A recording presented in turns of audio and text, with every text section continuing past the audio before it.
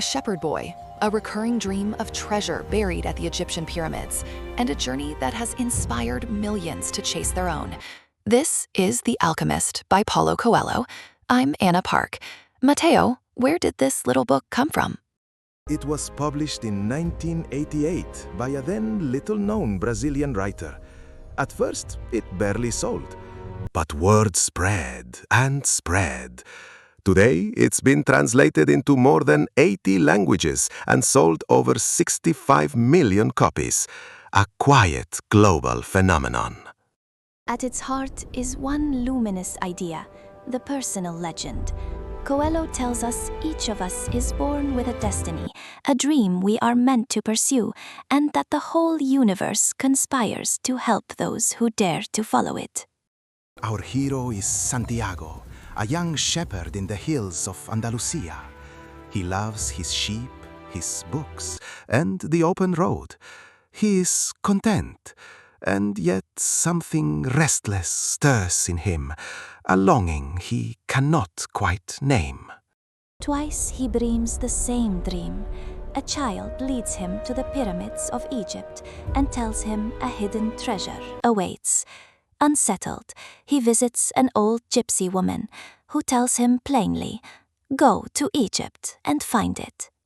Then a mysterious old man appears, Melchizedek, who calls himself the King of Salem. He speaks of omens and the personal legend and urges the boy to follow his dream. So Santiago sells his flock and sets sail for Africa. But the world tests him at once.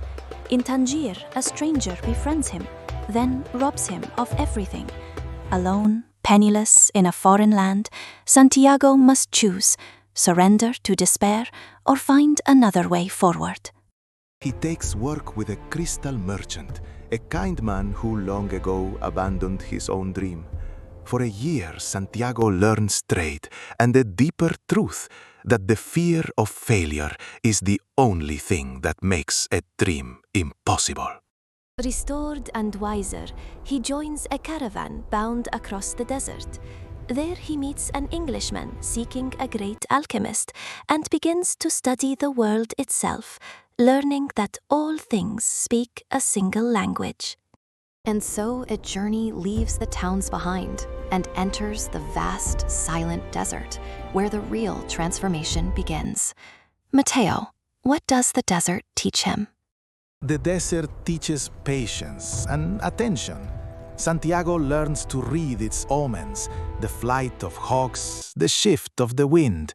To cross it, he must stop fighting it and instead listen to what it is quietly telling him. At an oasis, he meets Fatima, a woman of the desert, and falls deeply in love. But she tells him a desert truth. If she truly loves him, she must let him go to fulfill his legend. Real love never holds you back. There, at last, he finds the alchemist, a robed sage on horseback who sees the boy's potential. The alchemist becomes his guide, leading him deeper into the desert and deeper into himself, toward a... The alchemist teaches him of the soul of the world, that all creation is one, written in a single language. To find his treasure, Santiago must listen not to words, but to his heart, which is part of that great soul. Then comes the supreme test. Seized by a warring tribe, Santiago must prove himself by turning himself into the wind. Reaching into the soul of the world, he speaks to the desert, the wind, and the sun, and a great storm rises. Free at last, he reaches the pyramids and digs for his treasure.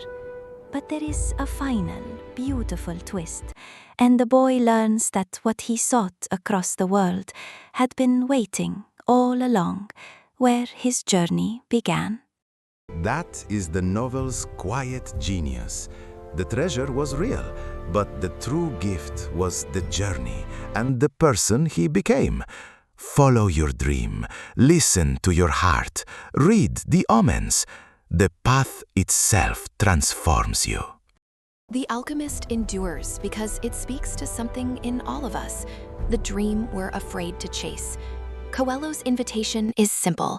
Discover your personal legend and find the courage to live it.